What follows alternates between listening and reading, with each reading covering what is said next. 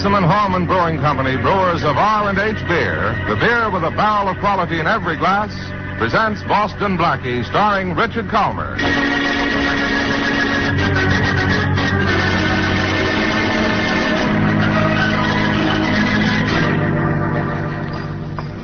Well, Blackie, it's about time. Oh, I'm sorry, Mary. I left the apartment without my wallet and had to go back for it.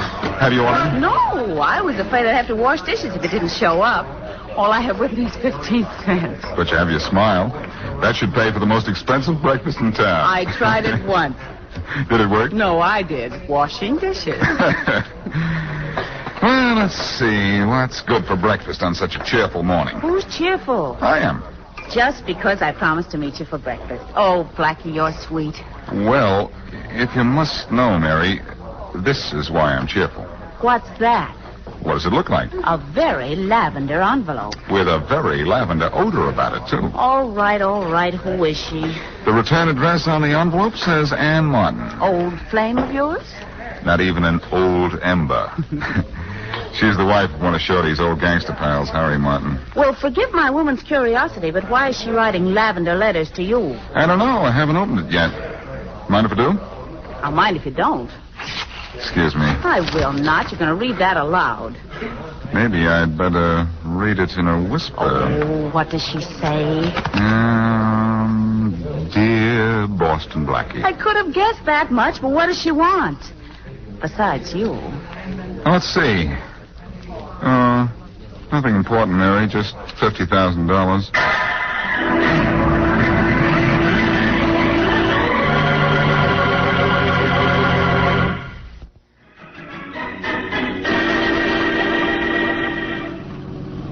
It's very nice of you to answer my letter so soon, Blackie.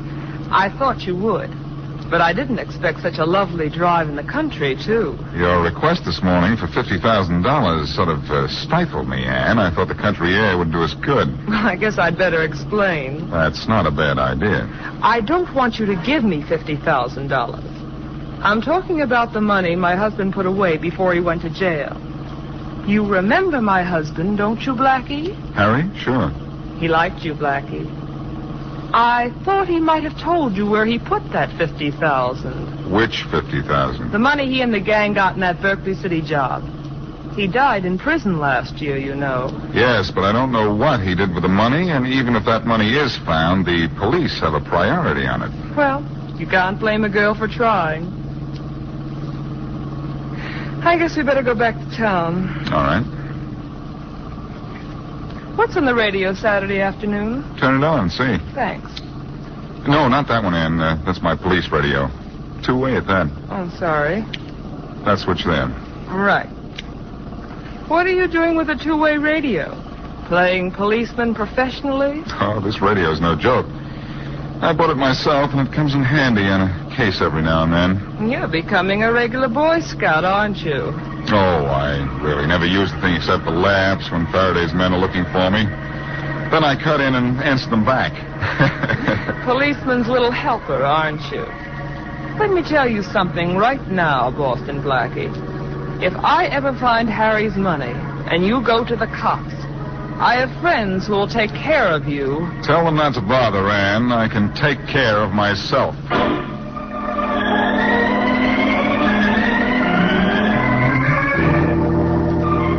Oh, boy. Mary, did that come out of you? You just wait, Blackie, till you read what happens to the hazards of Hannah.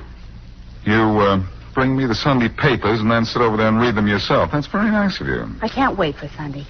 I like my thrills in color. Hey, you want me to read you the hazards of Hannah? No, thanks. I'm not hep to Hannah's hazards. Ignorant, aren't you? Oh, here's something not in the funny papers that may be a joker just the same on page 1. What? Jack Winters, Bob Talmadge, and Esther Brown are back in town after spending several years at Uncle Sam's mansion up the river. And who are Jack Winters and so forth? Well, I don't think you know them socially, Mary. They came from the far side of the wrong side of the tracks. Well, then how do you happen to know them? I've been hopping back and forth over those tracks all my life. They were pals of Harry Martin's. And who is Harry Martin? Before he died in jail last year, he was Ann Martin's husband. Oh, and Ann Martin is the girl you saw yesterday who wanted you to tell her where her husband hid his $50,000. Yes. And it's just possible that there's a connection between Ann Martin wanting to find out where her husband's money is hidden and the release of Harry's old pals. How? Well, Harry Martin was a pretty smart guy. Undoubtedly told just one of the three where he hid the $50,000, and I think Ann, his wife, knows he did, too. Why do you think that? Ann found out her husband's old pals were going to be released from prison and knew that as soon as they got to town, whichever one knew where the money was would go and get it. Oh, I see. So she thought that maybe through you she could get to the money before the others got out of jail, huh? Well, that's what it looks like to me. That's an angle, anyhow. Read your funnies. I'll be back soon. Where are you going? To see Ann again about this new angle. Ann Martin again, huh? You stay away from her, Blackie. You get a kick out of the hazards of Hannah, don't you? Well, I'm getting interested in the angles of Ann.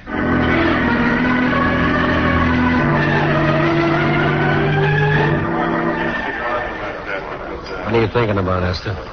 It's good to be out of jail, Jack. Eating real food, breathing real air. Good. It's going to be perfect. Maybe. Say, I wonder where Bob is. I don't know. Where'd you go, Esther? None of your business. You were gone a long time. What's that to you? Nothing, I guess. I wasn't gone as long as you think. I came back for a few minutes and you were out. Where were you? Out. Doing a little asking around. About what? Your business is your business. My business is mine. Let's keep it that way, Esther. Maybe we better, huh? Yeah. Jack, look. Look who's walking down the street. Where? Crossing this way, going toward the alley. Hey, that guy looks familiar. Yeah. It's Boston Blackie. What's he doing down in this neighborhood? I don't know. We better find out, huh? Leave the waitress a buck. Let's duck out the side way and meet him in the alley. Okay, let's go. I've been wanting to meet that guy down here in my territory for a long time. Easy, Esther, easy. Here he comes. Easy, Esther. Don't do anything you'd be sorry for. Shut up. Hello, Blackie. Well, Esther Brown. I just read about your getting out of jail. Don't reach for your gun, Blackie. There are two of us. And Jack Winters. I won't fancy meeting you here. What are you doing down here, Blackie? Oh, just looking around. For trouble, maybe? You know I don't have to look for trouble, Jack. Trouble comes to me. What do you mean by that? Nothing. Have you been up to see Ann Martin yet? No. Why should we? He knows why we might, Esther. That means he knows too much. No, not yet. But I'm going up to see Ann and find out what there is to know. I don't think you ought to. I didn't ask for your advice. Then maybe we ought to fix you so you won't need it. You swing fast, Jack, but not hard enough. Well, Jack won't wake up for a while, I guess.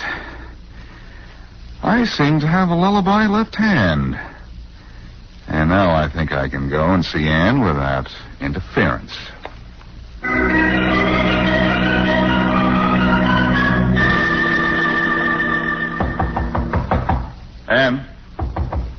Ann, open up. Hello, Anna. Farraday. Hello, Blackie, old pal. Come in. Why, thanks, but... now, wait a minute. What's the gag? Is there a body in there? Why don't you come in and see? What? And I have to go through a long routine to get away from you? Oh, no. So long, Farraday. All right, Blackie. Stay where you are. It's that man again with that gun again. And it's you again with a body again. Get in here. And you better make up your story. You're going to need a good one. Awfully quiet in here, Farraday. Is this a murder scene? How could it be, with no photographers, fingerprint men, or the coroner? They're gone. And where's the body? It's gone, too. I've missed all the fun, haven't I? How was she killed? How did you know it was a she? She lived here, didn't she? I found bodies in your apartment that weren't yours. Good point, Inspector. One of these days, maybe it will be my body. Then what are you going to do to keep your job on the force? I'll worry about that happy day when it comes. Farraday, are you really putting your gun away? Yeah, what about it? Don't tell me you're going to admit that sometime, somewhere, there's a murder I didn't commit. You listen to me, Blackie. I put my gun away because just once I want to see what kind of a man you are. My gun seems to make you want to try to get away. Try, Inspector? All right. When I pull my gun on you, you always escape. Or maybe this time, with my gun put away, we can talk this thing out and no tricks. I hate to spoil your fun, Inspector, but this is one time I have no intention of running from you. Yeah? Why? Oh, well, I'm just tired of it. What happens when I duck you? I not only have to avoid every cop in town, but I have to solve the case for you to clear myself. No, that's too much trouble. Well, at last you're coming to your senses. What are you coming to, Faraday? The reason you killed Ann Martin. Did you find it out all by yourself? Oh, it didn't take much to find out. You saw Ann Martin yesterday afternoon. The whole neighborhood was talking about that car of yours. What should I have done to pick Ann Martin up? Driven down in a coal truck? Then you admit you saw her yesterday afternoon. I admit, Faraday. Yesterday afternoon from 2 o'clock until about 5:30. All right, that's fine. It comes under the heading of so what in my book. She was alive then. We've already established the time of death between the hours of 8 p.m. and 12 midnight Saturday. Then I suppose if I tell you exactly what I was doing in that time, you'll let me go and the fun will be over. Oh, no, Blackie. You don't get out of this, not even with a perfect alibi, 10 witnesses, and 37 affidavits. My, but you sound convincing. But I'm sorry, Faraday, I didn't kill Ann Martin. Who did? I don't know, but give me 24 hours this side of the bars, and I'll not only get your killer for you, but the $50,000 Harry Martin stole before he went to jail. You're still looking for it. I happen to know that. What's the gag, Blackie? Gag? What's the idea of asking for 24 hours? You usually take it. Only when you have a gun on me. Okay, Blackie, get out of here. But I'm holding you to those 24 hours. You won't get 1 minute more. Now beat it before I change my mind. You mean you don't think I could get away from you if I wanted to? No, I'm letting you go. No, if you'd made one false move while we were talking, I'd have shot you in your tracks. Now get out of here. You would have shot me, huh? Oh, Faraday, catch. Whatever it is, I don't want it. I think you can use it, Faraday. It's your gun.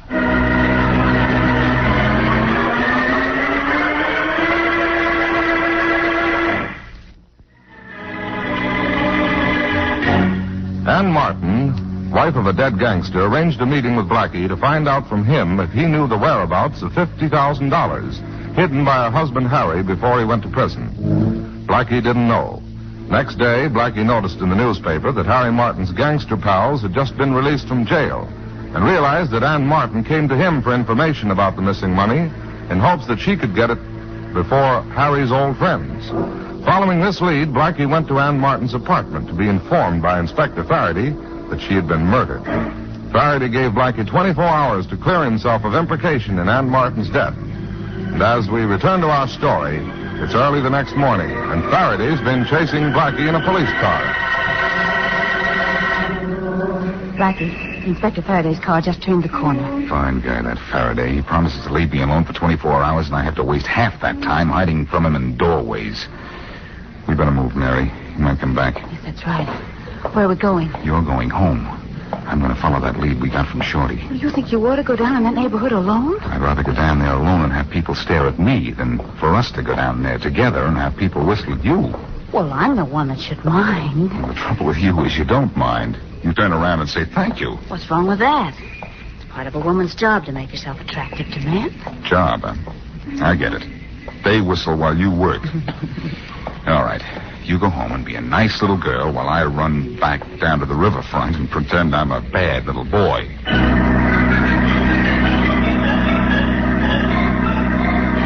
How's the jaw, Jack? Quit worrying about it, Bob. It's okay. I tell you, Jack, you shouldn't have swung on Blackie like that. He can give us trouble. Hello, boys. Oh, hi, Esther. Hi. Okay. Now that I'm here, let's get down to business. What? Don't mind me. I want to hear this. Blackie. Well, Bob Talmadge and Jack Winters, too. Isn't this cozy? What do you want?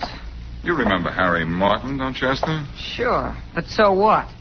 He died in jail a year ago. But he had a wife. You know, our friend Ann Martin. Maybe that's what killed him. Then what killed his wife? Grief, probably. Maybe she's a late mourner. Ann Martin's dead? As of last night, Jack. She'll get used to it after a while. Now, which one of you killed her? Ain't any of us seen Ann Martin since we got back. I doubt that. But I'm going to give all three of you a break. Ann Martin was killed Saturday night between the hours of 8 p.m. and midnight. Now, let's have your alibis. All right, Jack. Where were you Saturday night between the hours of 8 p.m. and midnight? I went to Westfield to see some friends. Bud Thomas and his wife. They weren't home, so I come back. Very convenient of them. All right. You, Wester. Where were you? I was up at 191st Street, in the park. Doing what? Ducking squirrels? I was there at 9. It takes a long time to get back and forth. A horse ran away just about the time I got there. That's easily checked. How about you, Bob? I was to the movies at 86th and River Road. What was showing? A double feature. The Call of Africa, and believe me not, there was a newsreel and a cartoon. What was in the newsreel? Well, the usual stuff. A launching, some new styles and hats, new inventions, some pictures of the president. You got our alibis. We weren't near Ann when she got killed. Now beat it, will you? Sure, I'll beat it. But there'll be a murder rap against one of you for killing Ann Martin. And you'll have to beat that.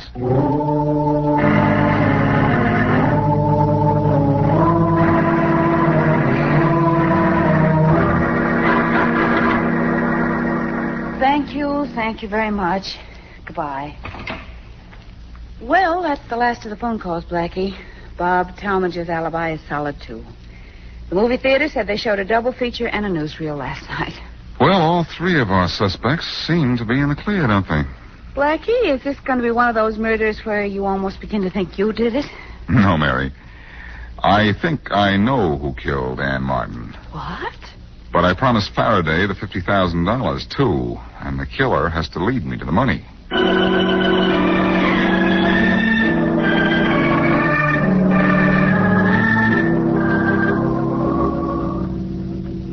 Well, what are you doing in my office, Blackie? Have you come to admit you killed Ann Martin? No, Inspector Faraday, I wouldn't make you that happy. Well, 2 hours from now, I'm going to make myself happy. I'm going to lock you up. Ha ha. You're a regular clock watcher, aren't you, Faraday?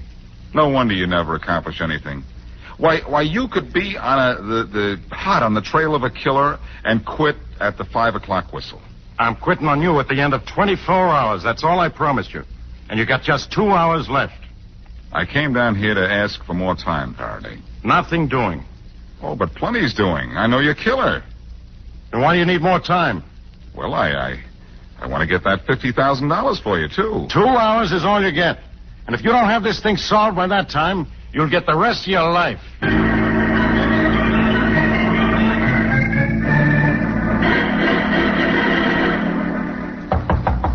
Who is it?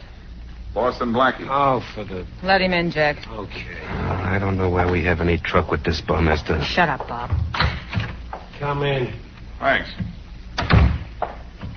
Now what do you want, Blackie? I want to make a deal. What do you mean, deal? One of you knows where Harry Martin hid his money. Whoever knows that is the one who killed Ann, too. Now, I know who that is. I'd like to share that $50,000. I'd like a share of it to keep my mouth shut. Oh, well, now ain't that nice. Isn't it worth it to the killer to spend $25,000 and go free? And, just so there won't be any double crossing, I'll meet Ann's killer at the old mill on Mill Creek Road at 11 o'clock tonight. Then if the killer will lead me to Harry Martin's $50,000, I'll take half the money and forget the whole thing. I hope Ann's killer is smart enough to tell time. I said 11 o'clock, and I don't like to wait, even for $25,000. Well, do we have to sit here and stare at each other?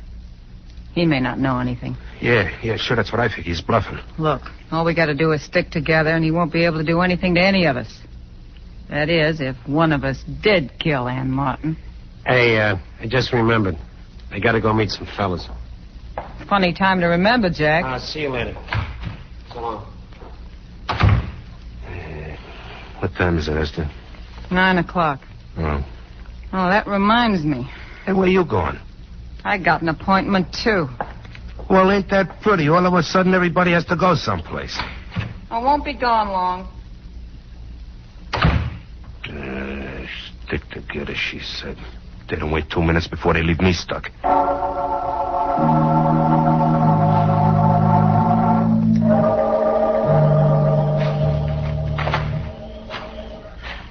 Blackie. Here I am. It's just 11 o'clock. You're perfect. Yeah, some things. I suppose you think that because you're here, I'll say you killed Ann Martin. You said you'd meet your killer here. And you'd like to meet him, too, wouldn't you, Esther? Sure, wouldn't you? I want to know where that dough is. Maybe this is your answer coming up the path. It's Jack. He killed Ann. And he knows where the money is. Does he? Here, Blackie. Guess you just figure this means that... Esther, what are you doing here? She's here for the same reason you are, Jack. To hear the killer tell me where the money is. Bob killed Ann? I didn't say that. It could have been you. I think you're bluffing, Blackie. I know he is. Shh, here comes Bob. Hey, Blackie. Here, Bob. Okay, Blackie. Prove to me that Hello, Bob. We figured to split that money 3 ways, Bob. What are you two doing here? Everybody wants a piece of that $50,000, Bob. I don't know where it is. All right, Bob. Unless you pay your way out of this jam, you'll have to pay for killing Ann Martin. What makes you think I killed her? Your alibi had a hole in it, Bob. I told you what movie I went to. If you check, you'd know those pictures were playing there Saturday night. But you said you saw a cartoon. Yeah, I did. Not Saturday night, Bob. Maybe you've been in jail too long to know this, but on Saturday night, movie houses throw out the cartoon to get in the extra late show. I tell you I was there. I know you killed Ann Martin, Bob. But, my deal still goes. You want 25,000 of Harry's 50, huh? You want to talk it over with your pals? I want to talk it over plenty. Me too. All right. Go over there. Get in my car. Talk in privacy all you want. I'll wait here till you come to a decision. Come on, Bob. Okay. Get in. Both of you. Okay. Yeah. Okay. They're going to spill to us, Bob. Does Blackie have the right dope on you? Go ahead, Bob. We can beat this rap together. Did you kill her? Yeah. What'd you try to do? Hone in on Harry's dough? Yeah, she said she knew where it was, and unless I'd split her with a 50-50, she'd go to the cops about it. Maybe she was lying, but I couldn't take any chances. And you knew all the time where the dough was. You were going to get it without telling Shut us. up, Jack. Bob's the only one of us who knows where the dough I'm is. going to give Blackie half the money to let me go. No, you're not. We're going out there and let Blackie have a little lead poisoning. We've all got guns. Now, where's the money, Bob? Where is it? Okay, take your hands off me. Come on, where is it? It's in a box buried in the Alton Cemetery near the first big tree off the road. Okay. Okay is right. We split the dough 3 ways. We don't cut Blackie in? We cut Blackie down. Come on. Don't pull your guns till you're right on him.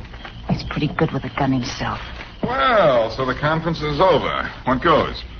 You do. Let him have it, boys. Okay, Blackie, you're through. I'm going to play. Hey, where's my gun? I don't have my gun. I don't have mine. Your guns? Oh, I forgot to tell you. I have them. Why, you... There's still 3 of us against 1. Let's get him. Don't move any of you. What are you so tough about? So you have a gun. What good's it going to do you to kill us? I don't want to kill you. I want to preserve you for Farraday. You can't turn us over to the cops either. Maybe you know which one of us killed Ann Martin, but you don't know what you really want to know. You don't know where the money is. Oh, but I do. I listen to you. You got a big mouth, not big ears. I forget what size ears I wear, but I heard every word you said. If you look inside the millhouse doorway here, you'll see my portable radio set. So what? There's a 2-way shortwave radio in my car. The microphone was on. I tuned you in on this radio set and heard every word you said. The money is buried in the Alton Cemetery.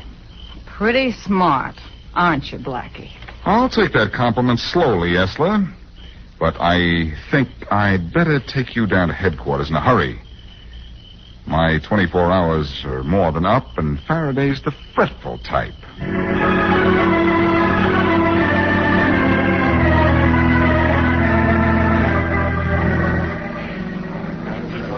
Oh, Mary, it's about time. Sorry, Blackie, I missed my bus, and another one didn't come along for 15 minutes.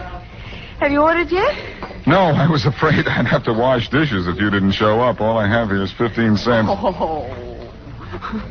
Oh, that makes you happy. Oh, Oh, no. This is what makes me happy. Letter from a boyfriend? It's from a man, yes. You jealous? No. Aren't you the least bit jealous? No. Well, aren't you joking? Yes.